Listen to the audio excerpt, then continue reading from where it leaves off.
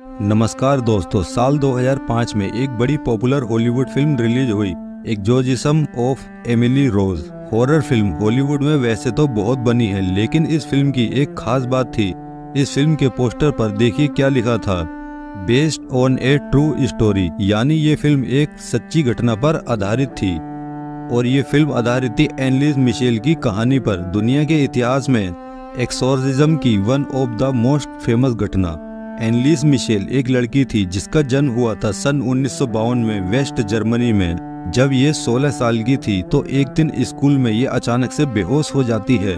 उस शाम जब वो अपने घर में वापस लौटी और अपने कमरे में सोने गई तो रात में अचानक से उसकी नींद खुलती है और वो कहती है कि उसे ऐसा लगा कि उसकी बॉडी के ऊपर एक हैवी फीलिंग आ रही है।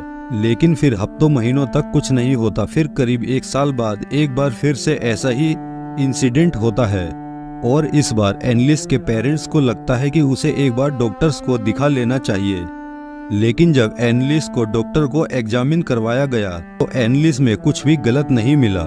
लेकिन फिर एक साल बाद और फरवरी 1970 में एनलिस को ट्यूबरकुलोसिस हो जाता है, जिसकी वजह से उसे हॉस्पिटल में एडमिट किया जाता है।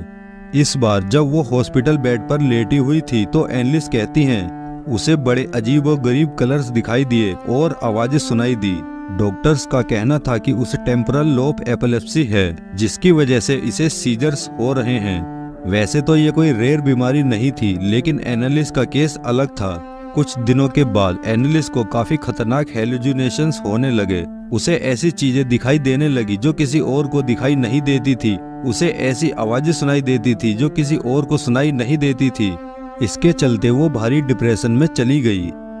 फिर एक बार वो एक टेबल के नीचे जाके छुप गई और लगातार 2 दिनों तक कुत्तों की तरह भौंकने लगी।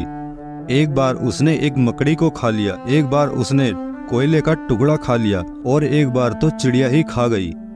उसके पेरेंट्स को कुछ भी समझ नहीं आ रहा था और डॉक्टर से भी कुछ भी हासिल नहीं हुआ, तो वे एनालिस को एक बिशप के पास ले गए और बिशप ने कहा कि वो एनलिस पर एक्सोर्सिज्म करेंगे। दोस्तों, एक्सोर्सिज्म का मतलब होता है किसी इंसान के शरीर से किसी शैतान की आत्मा को बाहर निकालना।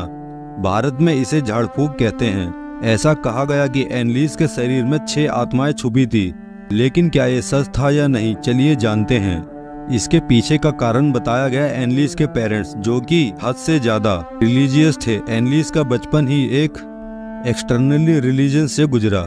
इसी कारण एनलिस को लगा कि उसके अंदर शैतान बैठे थे और वो उन शैतानों को कभी हिटलर कहती तो कभी जुडायस तो कभी लूसीफायर, और वो ये नाम इसलिए जानती थी क्योंकि बचपन में उसे पढ़ाया गया था इन नामों के बारे में। लेकिन न्यूज़बर्ग यूनिवर्सिटी के एक प्रोफेसर का कहना था कि इन चीज़ों के एडअप होने की वजह से एनलिस एक बहुत ही हैवी साइकिक डिस्टर्बेंस फेस कर रही थी। डिस्ट्रिक्ट अटॉर्नी ने कहा कि अगर मेडिकल असिस्टेंट उसे सही टाइम पर दी जाती तो उसकी मृत्यु को रोका जा सकता था। यही कारण है कि उसके पेरेंट्स और 2 रोमन कैथोलिक प्रीस्ट के खिलाफ चार्जेस फाइल किए गए, जिन्होंने एनलिस पर एक्सोर्सिज्म किया।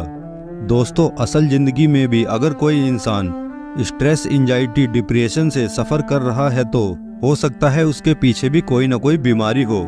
इसलिए एक अच्छा आइडिया रहता है साइकोथेरेपिस्ट से कंसल्ट करना, ना कि अंधविश्वासी बनना।